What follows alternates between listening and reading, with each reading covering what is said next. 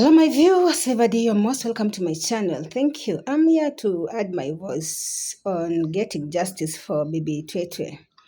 I know there are very many children out here who've been defiled, and the saddest thing is that they have been defiled or molested. These children have been defiled and molested by people who are supposed to be protecting them in places where they are supposed to feel safe, like at home, in schools, in the neighborhood, in relatives' homes, in the friends' homes. Now, in the case of Cwecwe, it's so saddening because there were three culprits, the three suspects: the caretaker, the driver, and the principal. Because the girl said that the vehicle that was supposed to pick her delayed, and so she was asked by the caretaker to go and sweep her class. And when she was asked, were you asked alone? She said, yes, I was just alone. But when she went there sweeping the class, she just felt a strange aura around her, a strange smell. And then she felt tired. And then next time she was in pain when she was being woken up by the caretaker that the vehicle is here, you need to go home. She don't know what really happened. But after investigation, after the mother taking the kid to the hospital, they discovered that the child had been molested. And so the suspects were three. At least the caretaker and the driver have taken their DNA. They have written their statement. But the principal refused. Instead of even showing remorse, you went on telling the mother, oh, you are spoiling our school's name. Then, to make it even more harder and painful for the parent and the kid, he expelled the kid from the school. And even he said, if the kid is supposed to be there, she's supposed to repeat the class. And the mother said her kid is one of the most brilliant child she has ever had. I had someone say, I've been reading some of the comments, some men saying that, people are raped because they put on very badly, very many things. Now, those ones who are raping, who are molesting children of 87 years, 7 days, under 18.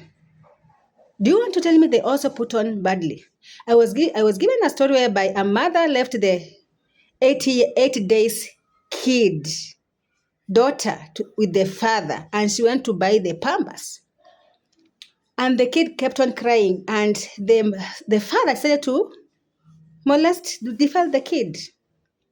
And when he was asked, he said that he did that to give the kid a lesson of crying, and also is blaming the mother. What is that? Cwecwe was molested or was defiled last year, October. Until now, it has to take the NGOs, the human rights bodies, and activists to make sure that this girl gets justice. Is it because she's a black and the principal is a white in South Africa? Is it an issue of racism? Do you want to tell me even this? Because I saw another woman saying, women are raped because they put on indecently. How about those ones who are raping grandmothers? Haven't you heard stories of those people who are raping grandmothers? In Kisi, the other day, we heard a story of a young girl who was forced into getting married. When she refused, she was beaten up and burned, and she's no more. There's a story that has stuck in my mind when I was growing up. I grew up in a place called Webuye. Some of us can relate. And it was a place whereby it was a metropolitan place whereby there are different tribes, different races, because you'll find very many races, different races from in and outside the Africa.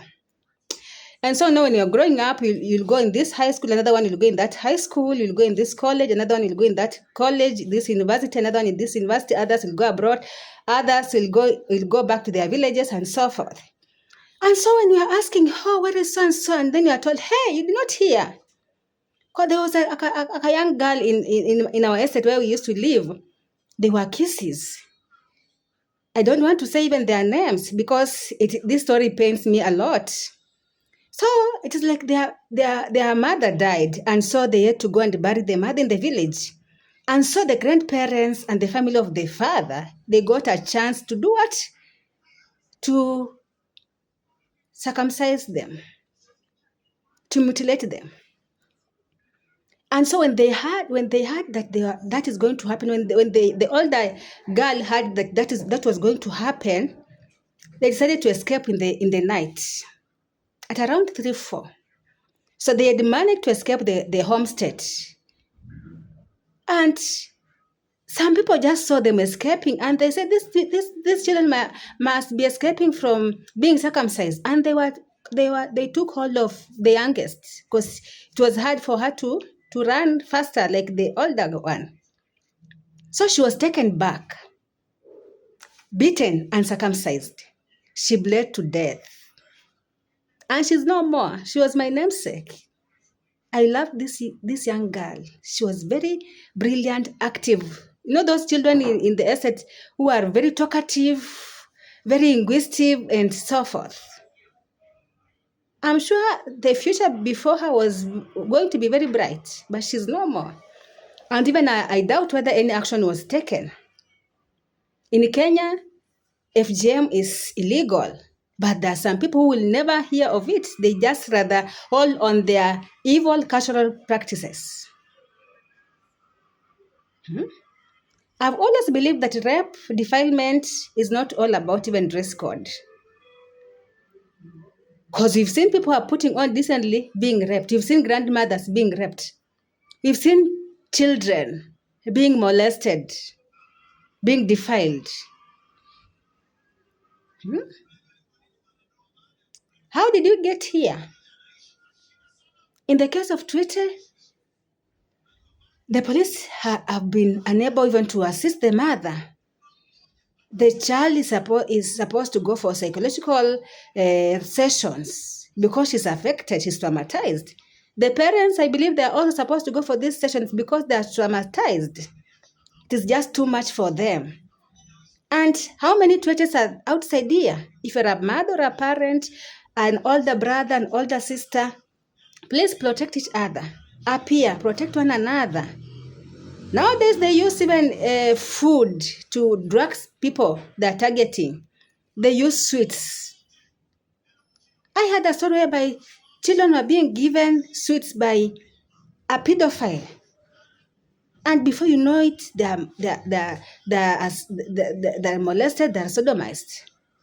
Not even a boy child is safe at the moment.